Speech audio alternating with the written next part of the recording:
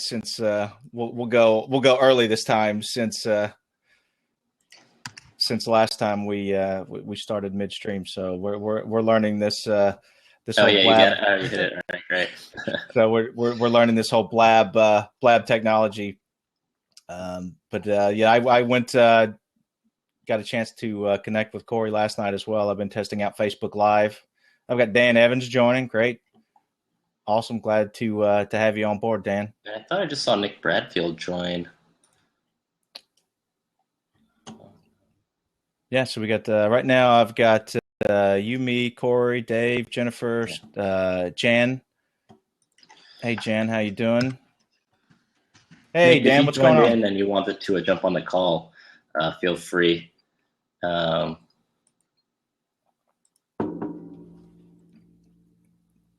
Yeah, we'll go a couple more minutes here. I know there's a couple more people that were certainly planning on joining. So, and I was doing an intro before, but before we get started, and I know Byron was kind of giving a little bit of his intro where we were working out the technical difficulties. But I'm Scott Fuzzle. Yeah. I'm from Command Your Business. I've also an Army veteran and have spent the past 17 years in the corporate world. So hopefully I'll be able to share some of that as we start talking about transition. And, Byron and I have been talking about, hopefully we talk about the things that no one talks about. Hey, Patrick, how's it going? Welcome. There's Nick. Okay. Hey, Nick, awesome. Welcome. Yeah, we'll go another couple minutes to have people jump on. Yeah, another couple minutes. But while we're doing that, I guess we talked about our topic today. I posted it in the event invite on Facebook. And really when Scott and I were brainstorming ideas for what would be helpful for another transition seminar class, we hit on the subject of money matters, dealing with your career. So anything that goes into your contract when you sign on with a company and whatever goes into your compensation. We were talking about all the confusing terms that we had run into in our own careers, everything from 401ks to HSAs, how enrolling in different benefits packages, or what to do with your TSP when you're leaving, things like that. Hoping today we can also get Nick Bradfield on. Nick Bradfield is actually a financial advisor that I've had on my show. Oh, he's calling in right now.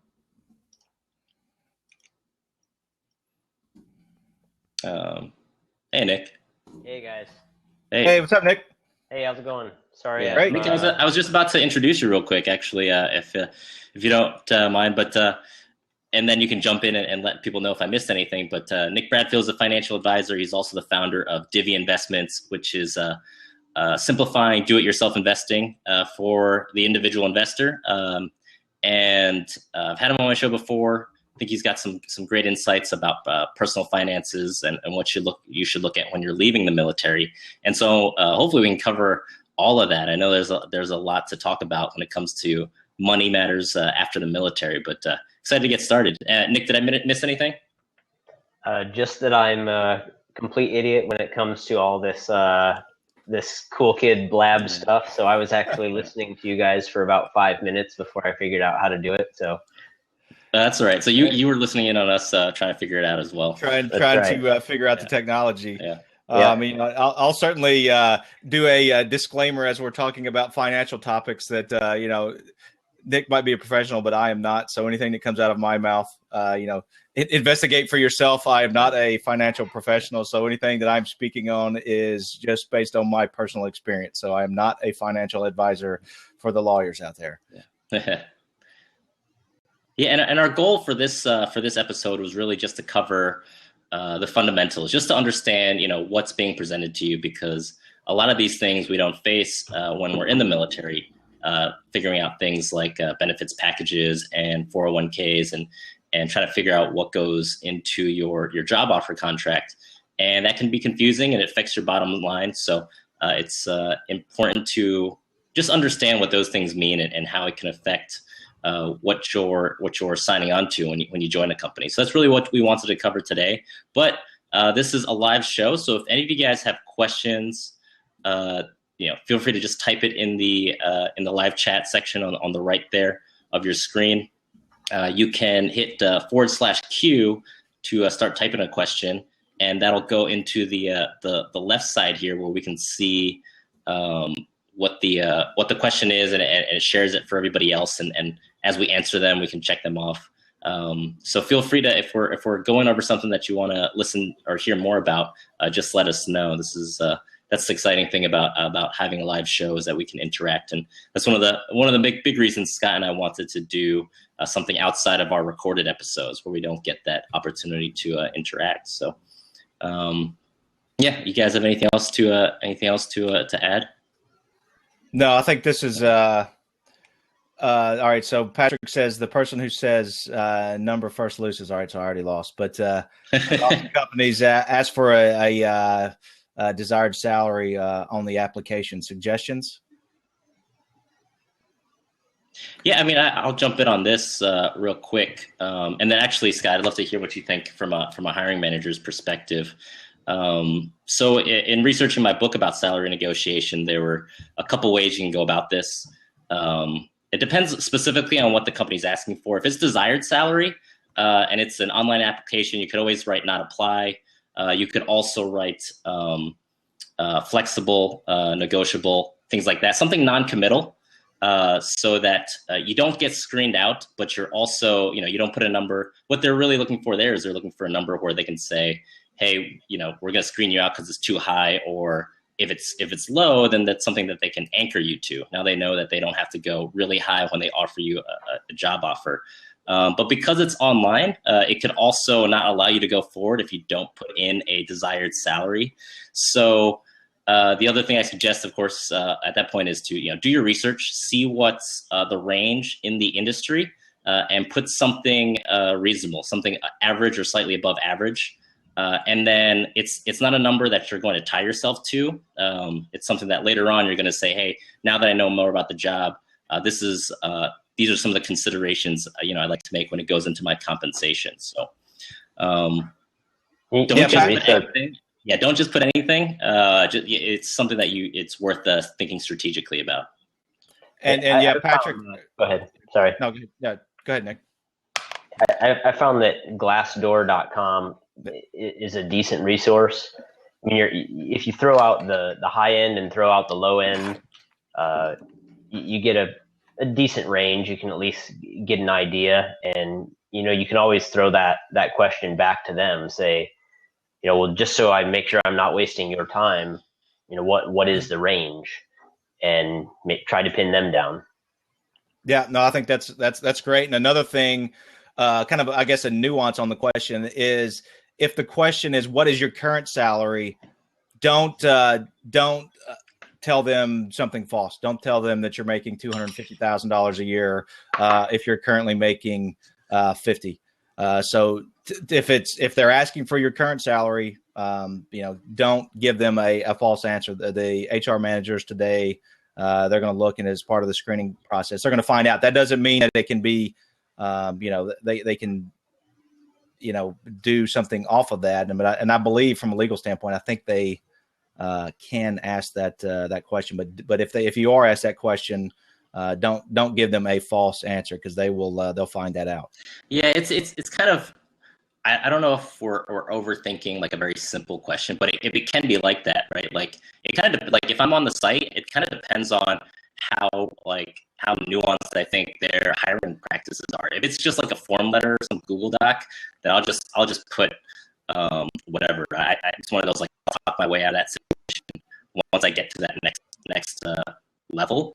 It's one of those things they're going to screen me out depending on the answer I give, that I'm going to put an answer that keeps me in the process. And I know that sounds possibly disingenuous, but really you want the opportunity to convince or argue for what you're worth, after you've gone through the whole process. These are what they use because, they get thousands of requests. I say, get through that point, and then both of you can make your decision later on whether or not what your value is for that position. And Scott, I was also wondering, from a hiring manager's perspective, like, is there any, I think I know the answer to this, but what are the reasons you would ask this question? And is it in any way helpful to the person trying to get the interview?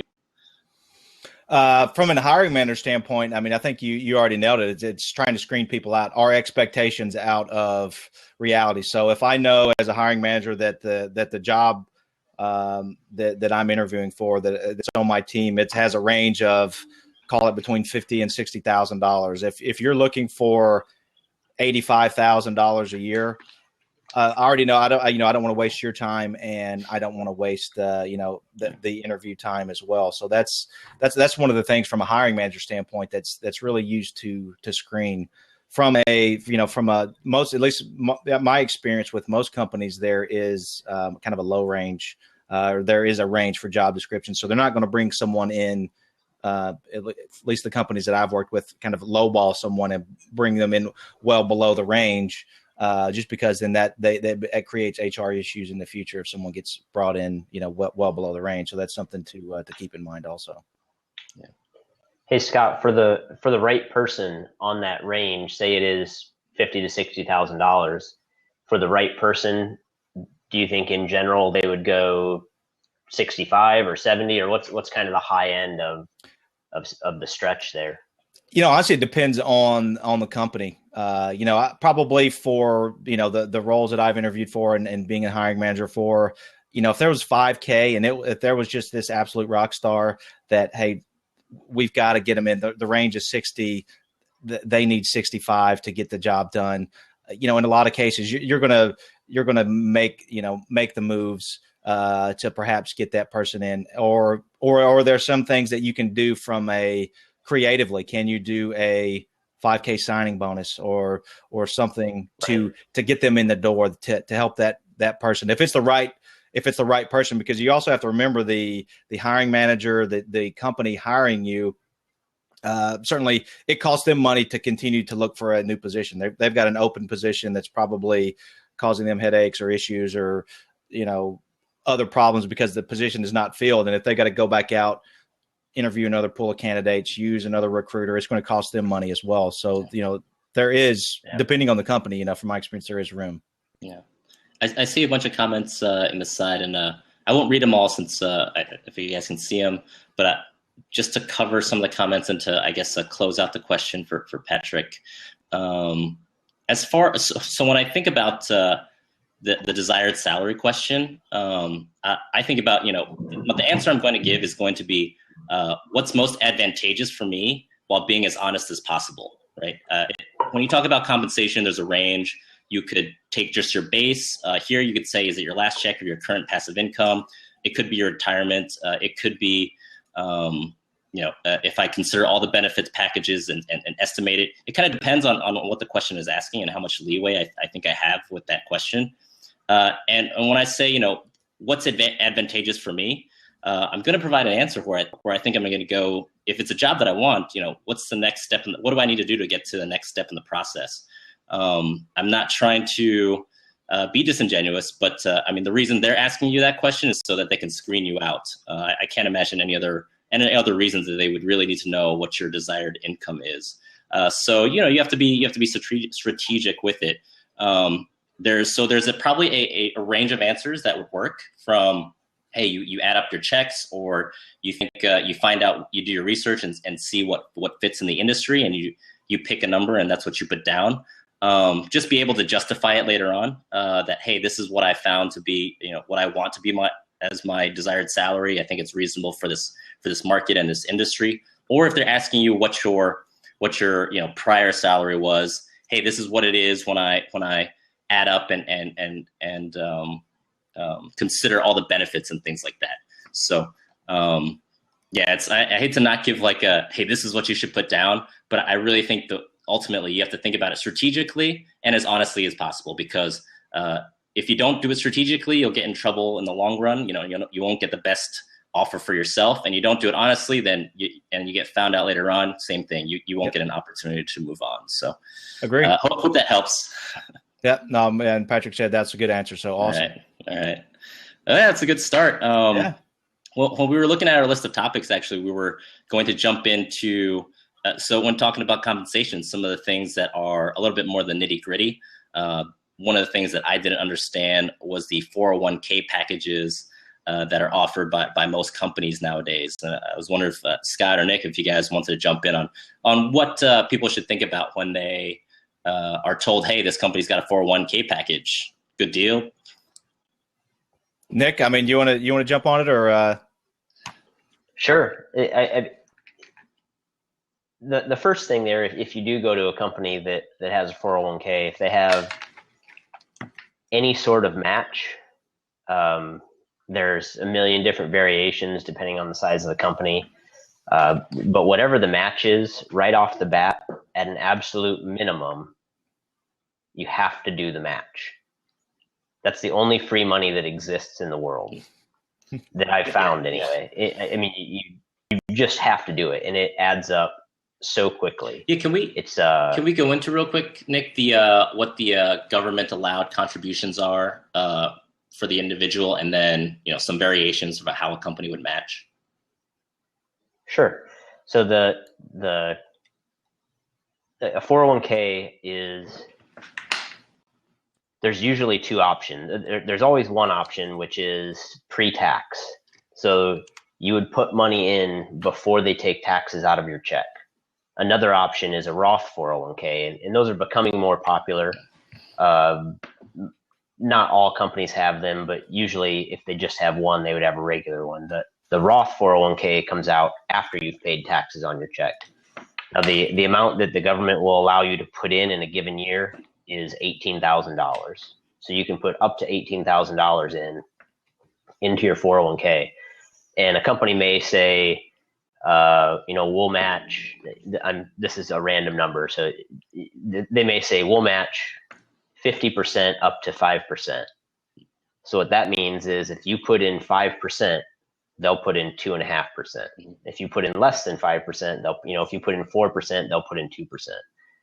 But if you put in 6%, they're still only putting in 2.5%. So at an absolute minimum, I just cannot stress it enough. You absolutely have to do the match. And don't do that 5% or whatever the match is. And there's, like I said, there's a million different variations. Every company is a little bit different, but you'll find that out either in your interview or in your HR onboarding. They'll tell you all about it.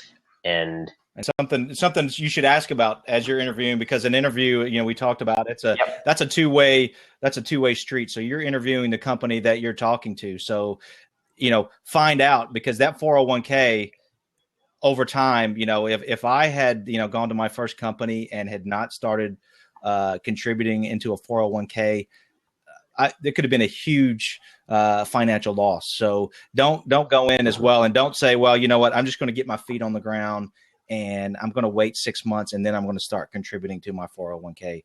Do it as soon as possible. And the other thing to think about is that it's pre-tax in most cases. So or if you can set it up so the actual impact to your take-home pay is going to be less than you think. It's not going to be that full amount. So if it just the math comes out to be $1,000 a month, it's not $1,000 a month coming out of your paycheck. It's less than that because it's pre-tax dollars. Yeah. Oh, and I would say try not to do the math, because then you may hesitate and say like, oh, 5%. Yeah, that's $1,000 a month. I'd rather, get beer or something with that $1,000 a month. As a financial start advisor, off you don't recommend that? At a minimum, the match. Well, it depends on the quality of beer. I mean, you can't be drinking craft beer anymore. Yeah. It's like, craft beer is expensive. Yeah. Well, I was going to mention one of the guests on my show had a craft beer, like almost like a Kickstarter, where you could sign up and then you can get the beer delivered to your door if enough people signed up for it. So you can get good craft beer anywhere. But yeah, so if any people want to check out, it's Barrel Backers. Great. Yeah, definitely a great company. But back on the 401k as well, something to keep in mind, and I'd like to hear Nick's thoughts, but I've heard in the past, and I try to stay away from as well. In many cases, then once you get offered the 401k and what you can contribute, typically in those plans, they're going to be managed in most cases by a third party, and you're going to have different options that you can invest in. And I would recommend against, or at least I have been told, if one of those options is putting all your 401k in a company stock, for example. I've heard there's a lot of risk, that it's that putting all your eggs in one basket kind of risk, that your job is tied to a specific company. And if one of those options is putting your 401k 100% into company stock, for example. I mean, I don't know. What are your thoughts on that one, Nick? I agree 100%. It's tempting a lot of times for people to do that, especially if they really like the company and they get excited about getting some stock options or having that as a part of it. And, they know that company better than any other one. So they know all the cool products that are coming out, and it's tempting. But that was a big problem that happened with I don't know how many people remember Enron, 10 or 15 years ago, or maybe 20 years ago now. That was a big problem. Their stock was going crazy. It was going up. The employees were happy, but you just never know with a company, no matter how great of a company it is or how long it's been around. You have to diversify. And to that same token, there's a lot of times people will just they'll just pick a target date fund, and that may or may not be the right answer. It's simple and it's easy, but it's worth looking at some of the expenses on that stuff, because those expenses can eat into your returns. And I think so. I'll just it jump may in not be the right with, fit for you. The experience I had with my company's 401k.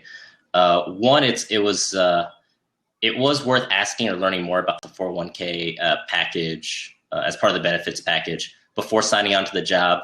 Because that was one thing I didn't use to compare that salary. And what I learned later on is their employee matching section was actually less than the industry average. So it was like 3% that vested over, I believe, 3 years. I think a lot of the other companies in the industry that I was in were doing at least 5%.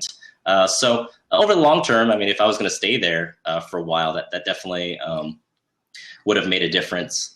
And then the other thing we haven't touched upon either is vesting. So if the company contributed 3% of up to 3% of whatever I contributed to the 401k, but it wasn't going to. If I left the company before 3 years, it was only going to be a partial vest. So not all of it wasn't going to be a full 3%. It ended up being about, I think, 1.5 or 2%. So another thing to consider, you might get a great employer match, but if it's not going to kick in for 5 years, that's something to think about too. Especially if down the line, if you're like me and you leave the company early.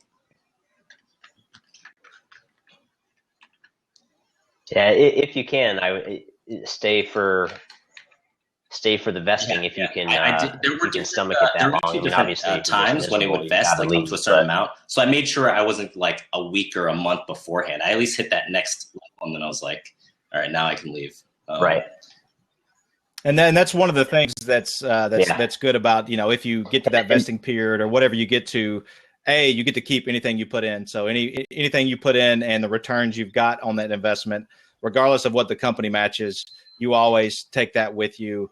And in many cases, you can also roll that 401k over into a new company or roll it over into, Nick's probably got some thoughts on, if you do leave somewhere on what to do with the 401k.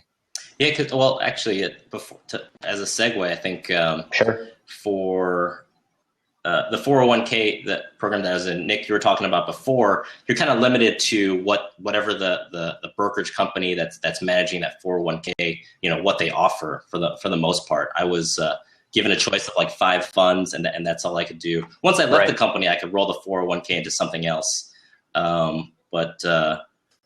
But yeah, while I was with that company, I only had those options. So I had to sort of look at it within the narrow scope of what they offered me. And one thing before I forget is it's worth asking. Everything is negotiable. So, maybe you don't get that extra $5,000 on your salary, but maybe they'll, Scott mentioned signing bonus. Maybe they'll put $5,000 in profit sharing in your 401k or something like that. So all of that stuff, it doesn't hurt to ask. And I find that when it comes to benefits, one, people are either more flexible, or two, they're less offended by you asking. Because one, usually the benefits don't come out of the hiring manager's budget. Mm-hmm. It's a totally different section. And so if you come up with something creative, the other thing that you can say is, hey, this is just what I'm used to from my prior company or something like that. Because, the benefits packages are so varied that it really could just be, oh yeah, if this is what you're used to, yeah, we should probably take a look at our benefits package and make sure that you're happy with it. So I think that's definitely a good area to see if you can get more value out of the contract, especially if they're not going to budge on the baseline salary. Yeah, and it's much less likely to. I was going to say it's much less likely to cause HR issues for that side of the business as well. If someone's coming in with a salary kind of way out of line with the position, but the added benefits, that much less likely to cause problems just within the organization. So to you guys' point, they're much more likely to do something like that. And if you're that far along, you're probably on the short list of candidates anyway. So they probably want to find a way to wave a magic wand and make you happy. Well, one of the other, I guess, we had on the list, Byron, is to talk about is, I guess it's kind of tied to this, is employee stock purchase. Is another, it's something that I work for today for a Fortune 500 company, and one of they're traded on they're in the S&P 500 and all that, but one of the options they have is an employee stock purchase program, which is, as you're looking at a company, that's another potential benefit that you may not know about. And typically you can start right away. And basically at my company, and I've heard similar things at other companies, they want you to be an investor in the company to have a vested interest. So they will offer you shares of that company at a discount. Now, certainly not something to kind of, I would think plan your retirement on and do that instead of your 401k, but it is another potential option to invest in an employee stock purchase program, and another thing to look at when you're looking at companies when you transition out. I was curious about that, Scott. Was there a maximum that you could purchase, or was it like tied to your percentage of your salary? I think at my company anyway, it's capped at a certain dollar value per year. So if you wanted, and you can change it month by month. So if you wanted to load up and do 100% of your salary 1 month in the stock purchase program, if you have the free cash flow to be able to do that, not necessarily may or may not be recommended. It depends on your situation. But it is a real benefit, certainly, my company, for example, they offer shares in the program. Obviously there's a cap, but typically people just do a percentage or a set dollar amount per paycheck. And we buy shares at 85%. I believe it's 80 or 85% of the last year's trading price. And typically it's always at a sale. So if for some reason the market changes in a month and the share price goes above that purchase price, then you'll get it at 85% discount of the last month. So it's something to another benefit to consider when you're weighing companies or looking at options. Yeah, that's really interesting. I've personally invested for about 10 or 12 years now, and that 80% to 85% of the current stock price sounds like a really good deal. And I'm curious to hear what you think, Nick, about how you would work that into a strategy, because especially for a Fortune 500 company, a blue chip stock, it sounds like doesn't seem too risky. I'll just tell you, and these may not be typical returns, but when I first started with the company, and again, this goes through the crash of 2008. And so there's things to think about, the ups and downs of the market. But when I first started buying shares, they were in the $35 to $40 range. My company is now trading at $112 a share. So, but that's not typical, but it can be a benefit, and you have to look at when you can sell them as well.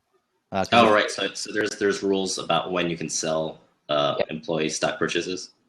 At least at my company, they have a 1 year holding window, so you can't do anything in a year. Okay. Yeah, Nick, what do you think, or what are some words of wisdom that you'd say, if somebody's about to dump some money into their employee stock options? Sure.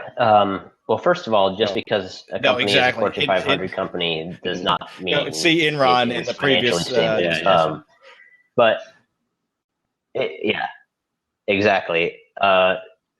Get your retirement stuff set up first. So do your 401k and all that stuff first. Every company is a little different on the stock purchase stuff, or the stock options. Some of them allow you to purchase them within your 401k. General rule of thumb, I probably wouldn't go over 5, maybe 10% on the high end, and that you would have to have a really good argument to convince me to tell you that. But I would say 5%. That's kind of a broad brush, but I would get your retirement stuff set up first, and then if it's not inside a retirement account, or if it's not inside a 401k, and it's just like extra money you want to save, I would still be looking long term. I'm not a big fan of. I mean, Scott, you said your company had a year-long window. You had to hold it anyway, so I think that's quick question good. From Nick from Pratchett Howard. Anything that's when you said like 5%, and first off, I think that's. I mean, we're all looking for ways to interpret what we should do with our money. So I mean, even general rough rules of thumb, I think is a good place to start, because usually, you don't get any advice. Patrick Howard one was wondering, do you mean 5% of the total portfolio? Yeah. Okay. Yes, and that's on the high end. Just because in most 401ks, you're going to have a whole bunch of different mutual funds or index funds that are really diversified, and then you'll have this one chunk that is not diversified at all. And like we were talking about earlier, you may love the company, but it still just isn't a good strategy. So it's kind of fun to participate in the employee stock options. If they're outside of the retirement account, I mean, I would do like a set monthly allotment or something if you're allowed to do that, whether it's $50 a month or $100 a month, and just put it in there and let it keep growing, because you're buying it at a discount in theory. So I would still be looking long term with it, though. I wouldn't try to. Yeah, no, I agree 100%. Constantly be hedging it every month. Anything, so I'm in it to win it. Yeah, that's awesome. Yeah, but I think that's a good point that you guys bring up, because it's I work for a private company, so I didn't have that option. So it was one thing that my recruiter didn't tell me about. I had no idea that was even a possibility. So if I had moved to a different company that did allow this option, I don't know if I would know how to consider it in the entire compensation package, because now that I know from what Nick, what you just said, and Scott, what you just said, I'll be like, yeah, I might take advantage of it, but it's not like it won't be the number one reason or priority for me when I'm looking for what a company is offering, because I might within my investment strategy, it just might not be something that I use as much as maybe an employer match or just just having a 401k. And that's something, at least from my experience too, is that some of these things are kind of hidden. May not always be publicized. So make sure when you're getting onboarded, or you're talking with the HR members, other people that have been around the company, ask those type of questions of what are the benefits so the people not know about, because there can be a lot of those things that maybe aren't publicized as well, or they don't communicate as well, that you may be missing out on. So it's just something to think about. Yep. Education assistance is one of those. I mean, I know a lot of the people on this group can take advantage of the GI Bill, but if you can put the GI Bill in your pocket and have your company pay for a bachelor's degree or maybe even a master's degree, if you have that available to you, why not use it? And a lot of people don't use those education benefits at Oh, really? at big I wasn't companies. even. I was surprised because I'm always trying to figure out ways to push back what I can hold on to. You know. Yeah. I was a part of two Fortune 500 companies that had education reimbursement. One was $8,000 a year, and one was $5,000 a year. Yeah.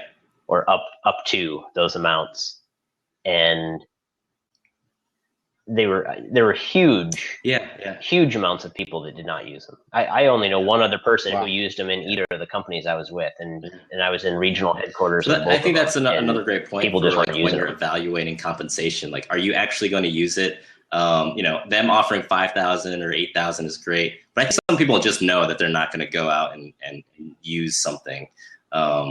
And if you're not, then it's not worth considering. But that's huge. I definitely would have tried to take advantage of it as soon as possible. I was there. Yep. And another thing you see recently, and you guys can probably talk to this more than I can, but maybe you'll get two offers. Maybe one is $50,000 and 0.5% equity, and one is $55,000, 0.2% equity. So evaluating the company is going to go off like a rocket ship.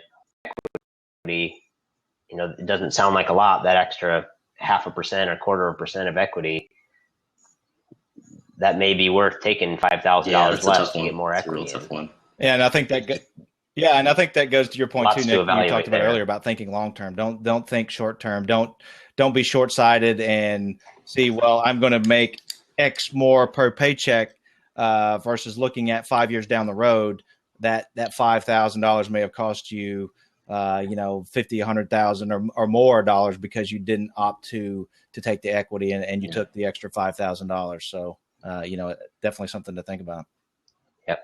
Yeah, I interviewed with one company. Actually, it was SpaceX that had like an equity equity option in their salary offer. But for anybody who, let's say, joins a startup, you don't get any of that return until after the company goes public or they get bought out by somebody else. And at the time, they told me, "Hey, we're thinking it could happen in a couple months." Well, it's like 3 years later, and they still haven't gone public. So, I mean, I'm kind of glad. I mean, it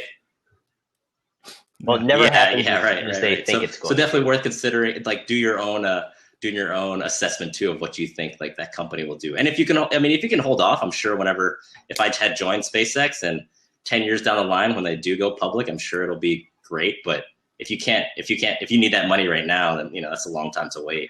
To be waiting on that. No. It was gonna be like managing the people that made a certain widget for like a part for their space shuttle. I was totally underqualified. So I'd love to hear from Nick your thoughts on if someone, because honestly I just don't have the experience with it, but if someone is going into a job that has a pension today, whether it's a government position or another another type of company that still offers a pension, what are things people need to think about when they see that pension, and what are some of those key points? They need to be very thankful that their company has a pension, because they are few and far between. And if you get with a company that does have a pension, there's usually a vesting period on them. So, it might be 30% each year for 3 years, or 20% for 5 years, or something each year for 5 years. But a pension is similar to that 401k match. If at all possible, if you can stomach it, stay through the vesting period if you get in with a company with a pension, because they just don't exist anymore. And that's someone else paying a retirement for you. And even if it's, even if you don't stay there for 30 years, if you stay there for 5 years in the vesting, and, then 30 years later, you get $100 a month or something, that's, and I think it's free this money. Audience, pensions are pretty rare, but for this audience, it actually might be more common because a lot of military folks will go into federal jobs and things like that. And those are one of the few industries that are still offering pensions. I think my buddy works at Homeland Security, and he has that. He can qualify for a pension. And then the other nice thing for people that are in the military and go into a federal job, a lot of times you can buy back your military years to contribute towards that federal job, so that, let's say you retire at 20 years with the FBI, you can contribute an extra amount of money to pay for the 10 years that you were in the military, and now you have 30 years of a salary to be calculated into your pension. So another thing, I think that's one of those, like, it's not necessarily an employer match, but it's definitely like free money that is worth paying into if you're in that position. Yeah. Well, and I mean, you mentioned the military. As far as pensions, that military is probably the best pension that's out there. I mean, you get it at the day or the month after you retire, but the harsh reality is even the military is talking about going to some sort of self-directed retirement, like a 401k type of retirement. So it hasn't happened yet, but the talks are far enough along where they're starting to plan. So if you're someone, let's say, use like Corey Chrisman, for example, who's Corey was in for 20 years, retired. I'm sure has a great retirement. Are you able to just wipe your hands, say, hey, I'm good, I'll go and get a job somewhere, I don't need to do any other investing, or what are your thoughts there, Nick? Yeah, like Corey's laughing. He's like, yeah, right. Always invest. Yeah, definitely. I'm always save for tomorrow today instead of tomorrow, because you just never know. There's a great talk from I can't think of the guy's name. He's a behavioral economist from UCLA who did a TED talk a year or two ago. It's called Saving for Tomorrow. It basically says that if your plan is to save for tomorrow, just throw your hands up in the air, because it never happens. So yeah, Corey, put your invest your pension in an IRA or something like that, or go work as a greeter at Walmart and invest everything you make. That's not a bad. Or go and start a company, Corey, which I know Corey's getting ready to do. Yeah. That's right. Yeah, go start a company and get on all these guys' podcasts to help you launch it. Walmart, that is, yeah. Well, I thought I had another question about pensions. Scott, did you have anything? Because I actually wanted to check out hit out another couple of things as we hit go for it. 5-minute mark. Go for it. So this is something I was really confused about when I first left the military and went into a corporate career, and I know I'm still not all clear on it. But if you look at like the health benefits that a company offers, the healthcare benefits, everything from a health savings account to when you enroll. I wonder if you guys had any thoughts about how you evaluate that as part of a compensation package.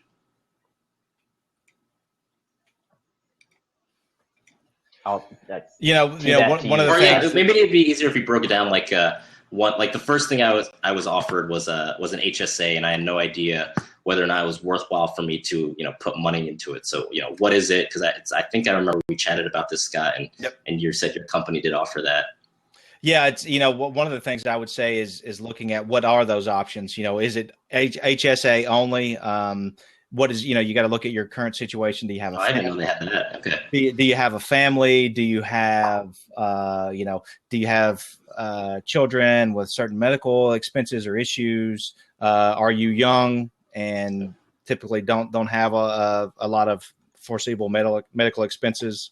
I don't know enough about the HSA, but basically my understanding of the HSA is that you put in a little more pre-tax dollars, or actually a little bit less than what the PPO or the primary care provider is. It may cost you a little bit less. They may have a higher deductible. Right. So if you have to actually go to the doctor, you may have to pay a little more. Or actually no. correct. Well, The HSA actually is almost like a bank account as well that you can spend, so you can set that up at the beginning. But I would be the first one to tell you that I'm definitely not a from a health savings account standpoint. I'm definitely not the expert. But well, yeah, it's funny because so my company offered a health savings account, which is something that you can put pre-tax dollars in, use it or lose it. But you only get that 1 year to use it. But you can, so that I ended up getting a debit card with, the amount that I allotted for the HSA. And so throughout the year, whether the deductible was, or if there were, co-payments that I had to make, I could use it on that card. And, it was money I had already set aside or budgeted for those payments. However, if at the end of the year you had money left over, you weren't going to get that money back.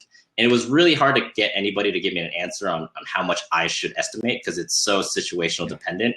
I mean, I asked my HR and they're like, it depends. Like, how much do you think you'll spend? And I had no idea. I hadn't spent anything in the military when it comes to my own health coverage. So I think that first year I was like, all right, I'll put in $500. We'll see how that goes. And I ended up making it kind of worthwhile. I had some co-payments with some dentists. I'm a pretty healthy guy. I didn't really have to go for any checkups or anything. And at the end of the year, I used it for, I think you can use it for, like, if you get a prescription for some Tylenol and stuff like that, but you have to work it out with your doctor. So it was kind of one of those things, like, at the end, it was kind of a wash. But after that first year, I was able to kind of guess what I would need going forward. But for people with families and stuff like that, like, I think it's got to be a tougher game to play. Well, Nick, you had some comments, sir? So I do know I know a tiny bit about the health savings account. So the one you're talking about is called a flexible spending account or flexible saving account. And that's where you kind of guess how much money you're putting in, and it comes out pre-tax, so you don't pay taxes on it. And then if anything you don't use, you lose at the end of the year. Now, a health savings account is different, and there's some good and bad, just like anything. So with a health savings account, you can put up to $6,500 a year in it, and that's if you're married. So you can put up to $6,500 a year in it, and that does roll over. So the health savings account does roll over year to year, so you can put more money in each year, and you can also invest that money. So if you are able to put $6,500, if you're able to put the max deductible amount in there each year, the first year you'll put money in and create a little cushion for yourself there. You kind of have to guess the first year, but if you're able to put the max in, just do it. And then you'll have a little cushion, and then anything else you put in, you can invest. So it becomes kind of like an IRA. Yeah. And you're essentially self-insuring. So you'll pay some amount to the insurance company, which basically just gives you the ability to not pay more than a certain deductible. So, maybe the deductible's pretty high on most of them. Maybe it's, well, they're all different, but say it's $10,000. So by paying into it, you're self-insuring. So anything that happens or any doctor's visits you have, you pay basically full price, and it comes out of that health savings account with a debit card. And then if something happened, God forbid, you had to go to the hospital and had to stay there a couple days or something, and your deductible limit was $10,000, you would pay up to $10,000, and then the hospital would pay everything else.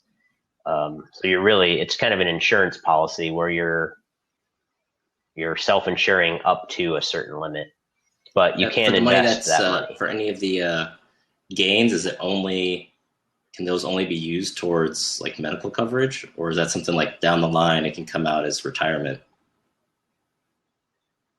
I see. Okay. Down the line, it could come out as retirement. Now, as far as investing it, I still recommend having that cushion built up first, where it's just sitting in a money market or cash or something. But if you have, if you put the max in and you have $6,000 that rolled over, it may make sense to invest that depending on your situation. And then just go off of the current year. And so then each year, whatever's left over, you could just invest. And you can invest it right in that whole savings account.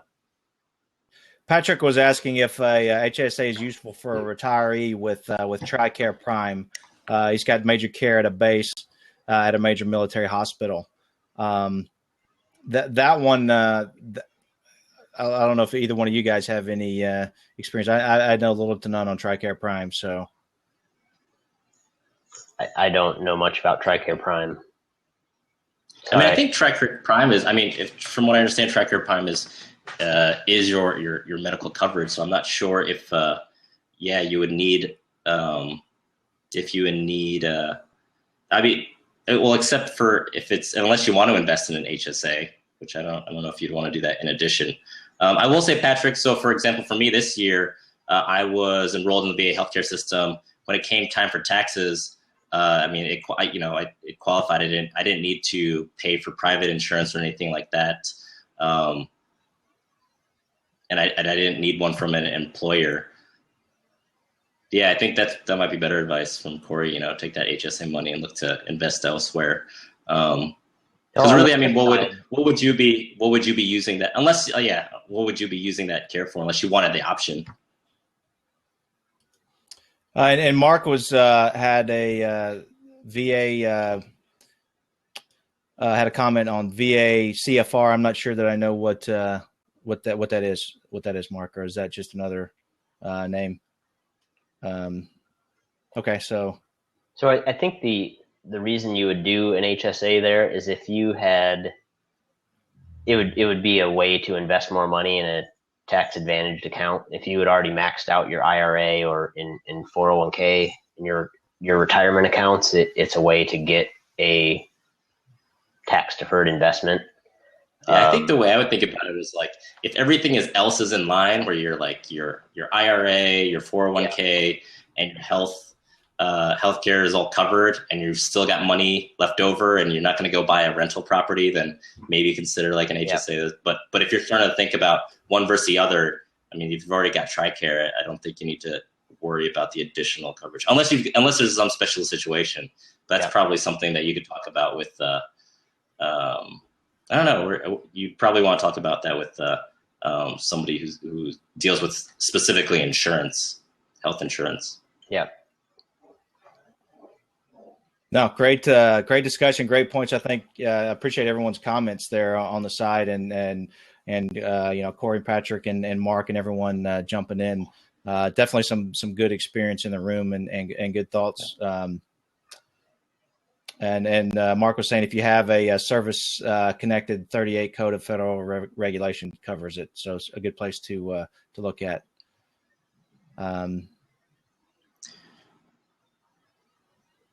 And Dave says maybe you can pay your copay with an HSA, but the catastrophic cap seems so low, seems barely worth it. I don't know if. I wish I can contribute here, but I think it brings up a good point. Like all these options were ones that I wasn't aware of when I first looked at my compensation. So I realize now that, Nick, thanks for correcting me, that my company had an FSA, so flexible spending account, but it did not have an HSA, a health savings account. And so two very different things.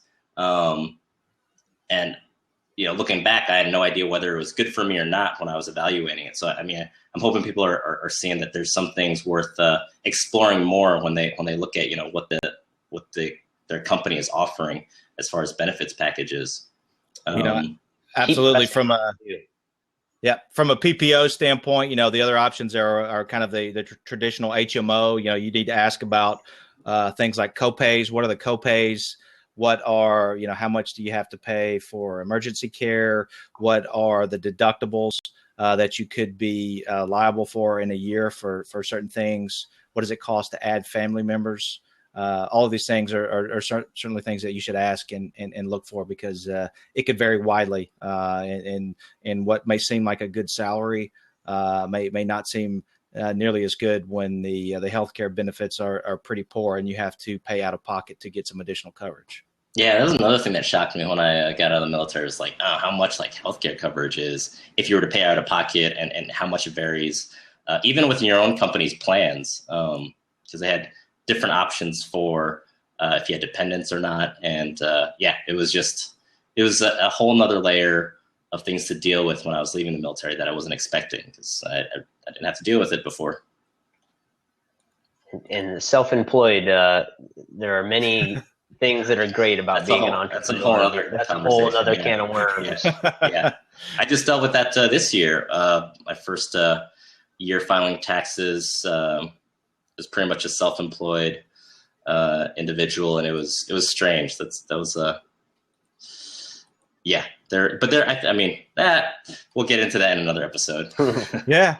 Well, hey, hopefully everyone that's on live hopefully some of these questions are things that you haven't heard people talk about or haven't heard before. But please, definitely keep reaching out. We're going to keep doing these every couple of weeks, and cover different topics. So I'd love to hear, either in here or outside of here. Shoot us an email and let us know what else you want to cover. Yeah, we're hitting about just about an hour. So with the, let's say, remaining 5 minutes, I just want to definitely thank Nick for coming on. Thanks. I know you were just traveling too. We just missed each other in San Diego, but thanks for jumping on and providing your expertise. I think that was really helpful and anytime. Enlightening. Yeah, and happy to help anybody out there. If you have any questions, just shoot me an email. If anybody has any final questions, definitely. Nick, where should people go to? Where would you direct people on the web to find out more about what you got going on? Yeah, if you put it in the live show, we'll pin it so that people can see and they can find more about your investment company. So that's my email, nbradfield@divvyinvestments.com. The company name is Divvy Investments. It's divvyinvestments.com.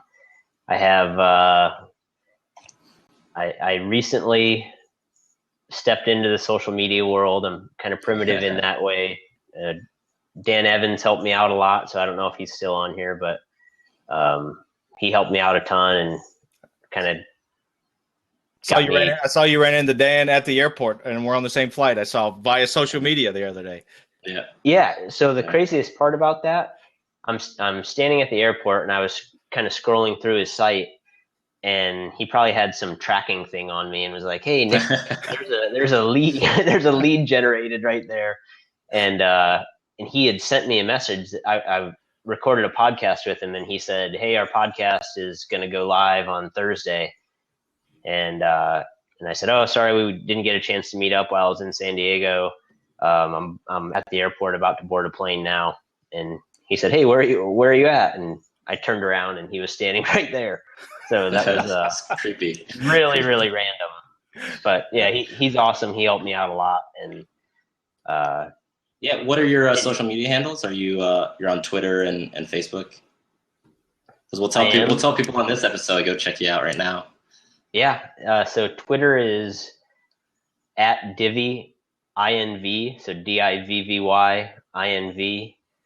Facebook is probably just Divvy Investments. I feel like I should probably know this stuff, huh? I'm telling you, primitive with the social media stuff. I just brought somebody on that is going to handle all that stuff. So that's all right. You know what? We want our guests to be strong on their, the areas where they're experts, and then we'll let other people handle. That's right. I type with my thumbs. Yeah, I just put your Facebook page up. So for the listeners, thanks for joining. But Nick's got great advice in other areas, and he's another veteran, and he's willing to help out in different ways. So ask your questions there. If we didn't cover your questions in this podcast, we apologize. But we want to make sure that these things don't go on for too long, just for our guests, but also for everybody else listening. And we're definitely going to try to cover it in future episodes. So keep checking out our blab. And then Scott, I think you posted up a landing page if people wanted to stay up to date. So here's the here's the link to the landing page. If you want to jump on our site, you can click there and view in that third window and just put your email address in. We're not going to shop it around, but we'll send you the links to future episodes. So you can certainly put your email address there. Hop on the list. We'll let you know what's going on. Send you some additional updates, stuff like links to Nick's site and or resources that we find. And certainly follow us on Facebook, both Byron and I on Facebook.com/SuccessVets for Byron, or Facebook.com/CommandYourBusiness for myself. You'll find all of these events. We typically post them, 4 to 5 days before we go live. We've been, going every couple of weeks here on Tuesdays. Yeah. At while Scott and I are brainstorming this, we'd love to hear what questions you guys have.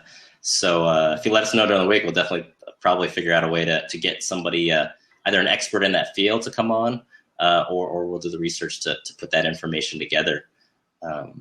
Yeah, and if you got a name for this, we've been kicking around, we just call these veterans in transition live chats. But if you got a creative and good name, let us know, because we're still trying to figure that one out.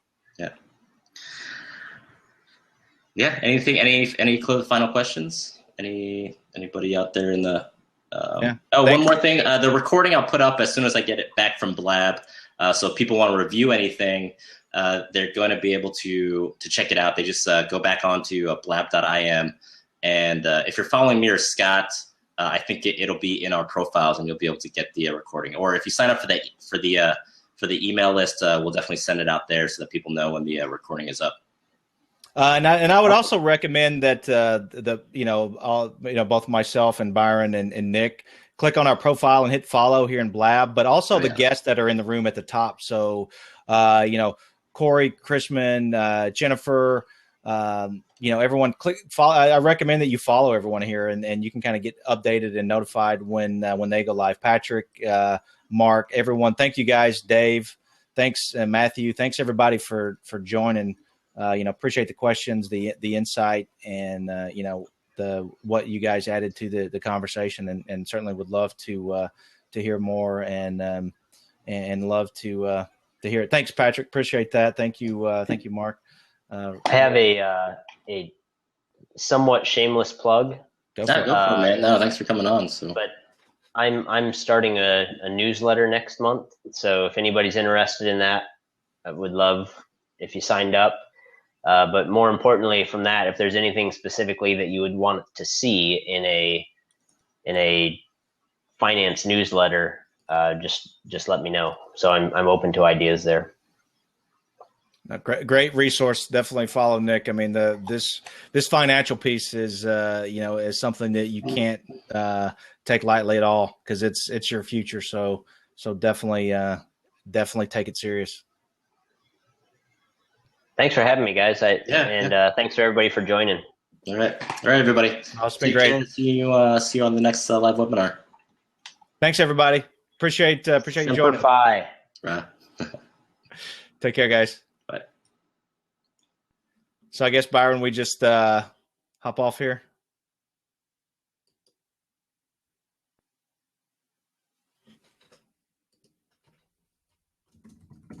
Thanks, Matthew.